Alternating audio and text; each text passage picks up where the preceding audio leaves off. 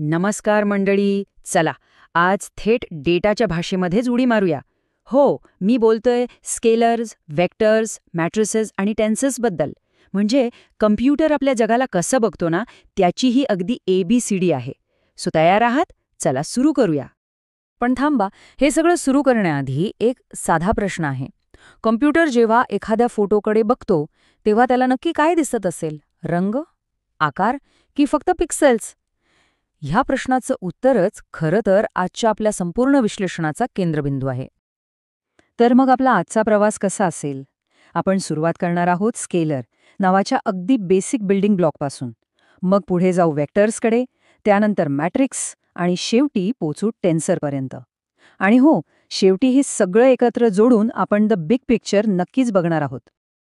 ठीक आहे, तर मग सुरू करूया आपल्या पहिल्या भागापासून, स्केलर म्हणजेच जस्ट अ नंबर, डेटाचा सगळ्यात सोपा भाग. तर स्केलर म्हणजे नेमकं काय? अहो, एकदम सोप्पा आहे. स्केलर म्हणजे फक्त एक नंबर, एक सिंगल आकडा. तो फक्त मॅग्निट्यूड सांगतो, म्हणजे किती. पण कुठे किंवा कोणत्या दिशेने याच्याशी त्याला काय देणं घेणं नाही. विचार करा, एका नंबर लाईनवरचा एक साधा डॉट, बस तोच आहे स्केलर. उदाहरणार्थ, समजा तापमान आहे 30°C. हे फक्त एक व्हॅल्यू आहे, यात दिशा नाहीये. किंवा वजन 70 किलो. आता डेटा सायन्सच्या भाषेत बोलायचं झालं तर एखाद्या घराची किंमत समजा 5 लाख रुपये किंवा विद्यार्थ्याचं वय 21, हे सगळे प्युअर स्केलर्स आहेत. थोडक्यात काय तर स्केलर म्हणजे एक नंबर जो कुछ बताता है पर किधर नाही. एकदम परफेक्ट सारांश आहे हा. चला आता पुढे जाऊया. पुढचा टप्पा आहे वेक्टर, म्हणजेच नंबर विथ डायरेक्शन. आता बघा, स्केलर आपल्याला फक्त किती हे सांगतो, पण जर आपल्याला कुठे हे सुद्धा सांगायचं असेल तर? बरोबर, इथेच एंट्री होते वेक्टर्सची. वेक्टर म्हणजे सोप्या भाषेत स्केलर अधिक दिशा. हो, यात मॅग्निट्यूड म्हणजे किती आणि डिरेक्शन म्हणजे कुठे हे दोन्ही असतं. ही खरं तर एका विशिष्ट क्रमाने लावलेल्या नंबर्सची एक लिस्ट असते. अशी कल्पना करा की एका बिंदूपासून एक बाण निघालाय. त्या बाणाची लांबी झाली मॅग्निट्यूड आणि तो ज्या दिशेला आहे ती झाली त्याची डिरेक्शन. आणि ही गोष्ट डेटा सायन्समध्ये खूप खूप महत्वाची आहे. कोणताही डेटा पॉइंट म्हणजे आपल्या डेटा टेबलमधली प्रत्येक ओळ ही मुळात एक वेक्टर असते. उदाहरणार्थ, एका विद्यार्थ्याची प्रोफाईल घ्या. उंची 170, वजन 65.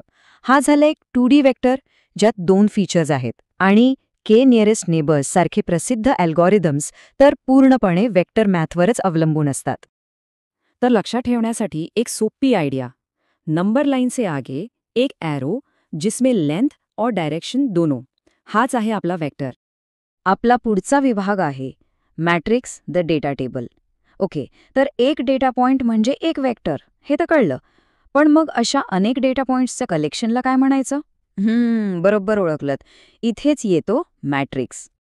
मॅट्रिक्स म्हणजे दुसरं तिसरं काही नाही तर नंबर्सचा एक ग्रिड ज्यात ओळी आणि स्तंभ असतात.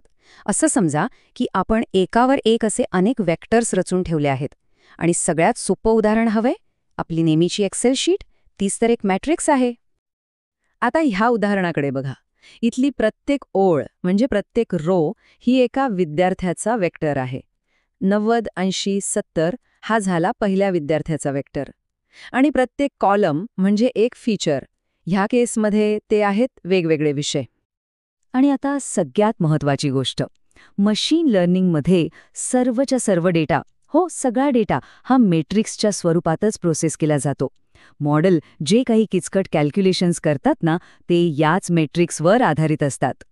म्हणूनच थोडक्यात सांगायचं तर वेक्टर्स का कलेक्शन एक ऑर्गनाइज्ड टेबल जिसमें रोज और कॉलम्स दोनों, इतकं सोपं आहे.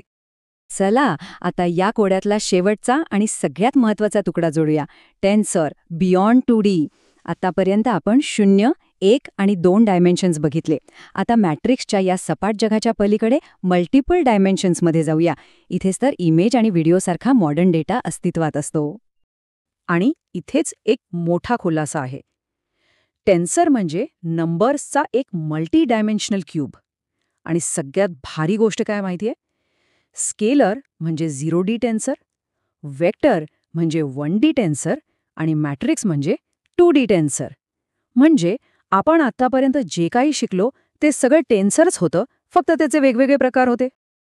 आठवतोय आपला सुरुवातीचा प्रश्न, कॉम्प्युटर एका इमेजला कसं बघतो? तर त्याचं उत्तर आहे एक 3D टेन्सर म्हणून. उंची, रुंदी आणि कलर चॅनल्स म्हणजे RGB. प्रत्येक पिक्सेलसाठी 3 व्हॅल्यूज. आणि व्हिडिओ तर याहूनही कॉम्प्लेक्स असतो. तो असतो एक 4D टेन्सर. फ्रेम्स गुणिले उंची गुणिले रुंदी गुणिले कलर चॅनल्स. ही कॉन्सेप्ट इतकं मूलभूत आहे की गुगलच्या प्रसिद्ध डीप लर्निंग लायब्ररीचं नावच टेन्सर फ्लो आहे. का? कारण सगळा मॉडर्न डेटा हा टेन्सरच्या स्वरूपातच सिस्टममधून फ्लो होतो. म्हणूनच tensor is equal to matrix के आगे का वर्ल्ड. जब डेटा 3D या उससे भी ज्यादा डायमेन्शन का हो, याबद्दल विचार करण्याचा हा एक उत्तम मार्ग आहे. ओके, चला तर मग ह्या सगळ्या गोष्टींना एकत्र आणूया आपल्या शेवटच्या भागात, द बिग पिक्चर. एका छोट्या डॉटपासून डेटाच्या विश्वापर्यंत. हा टेबल बघा, यात सगळं काही अगदी व्यवस्थित मांडलं आहे. स्केलर 0D, फक्त एक नंबर. वेक्टर 1D, नंबर्सची एक लिस्ट. मॅट्रिक्स 2D, नंबर्सचा एक ग्रिड. आणि टेन्सर 3D आणि त्याहून अधिक, नंबर्सचा एक क्यूब. ही एक स्पष्ट प्रगती आहे. आणि सगळ्यात महत्त्वाची लक्षात ठेवण्यासारखी गोष्ट म्हणजे हे फक्त गणितातले अमूर्त आकडे नाहीत.